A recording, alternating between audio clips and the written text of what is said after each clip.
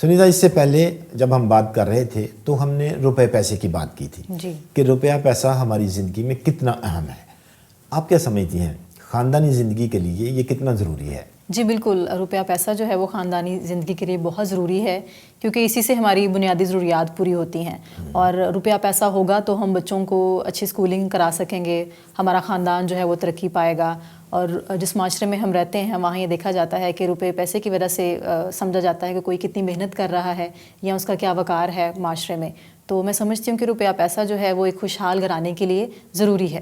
اس میں کوئی شک نہیں کہ ہماری خاندانی ضروریات کے لیے پیسہ بہت اہم ہے، لیکن کبھی کبھار ایسا ہوتا ہے کہ اس پیسے کا ہم اچھے طور پر استعمال نہیں کر پاتے.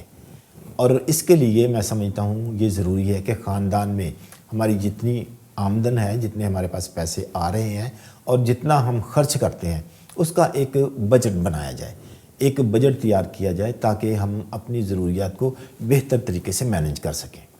جی سر، میں آپ کی بات سے اتفاق کرتا ہوں کہ اگر خاندانی زندگی کو بہتر بنانے کے لیے اگر ماہانہ بجٹ بنایا جائے جس میں جو ہے وہ گروسری کا کیا ہے اور کہیں آنے جانے کے لیے کیا ہے، تو پھر جو ہے وہ خاندانی زندگی جو ہے وہ زیادہ بہتر ہو سکتی ہے. اور وہ آپ نے محاورہ سنا ہے کہ چادر دے کے پاؤں پھیلانے چاہیے. جی بالکل، ہمیں جب روپیہ پیسہ استعمال کرنا ہے تو جیسے پادری صاحب نے کہا کہ بجٹ کے مطابق چلنا چاہیے، کیونکہ بعض اوقات ایسے ہوتا ہے کچھ لوگ جن کی نارمل انکم ہے وہ اپنی ضروریات بڑھا لیتے ہیں اور ان کو پورا کرنے کے لیے پھر وہ قرض لیتے ہیں. اور جب وہ قرض لینا شروع کر دیتے ہیں تو پھر اس قرض میں سے نکلنا بہت مشکل ہو جاتا ہے. اور اسپیشلی جب ہم ان لوگوں سے قرض لیتے ہیں جن کا یہ کاروبار ہے، تو قرض لینے سے پھر جو مسائل جو ہیں خاندان کے اور زیادہ بڑھ جاتے ہیں. اس لیے میں سمجھتی ہوں کہ اپنی ضرورتیں جو ہیں وہ آپ اتنی ہی رکھیں جتنی آپ کی آمدن ہے، تاکہ آپ کو قرض نہ لینا پڑے.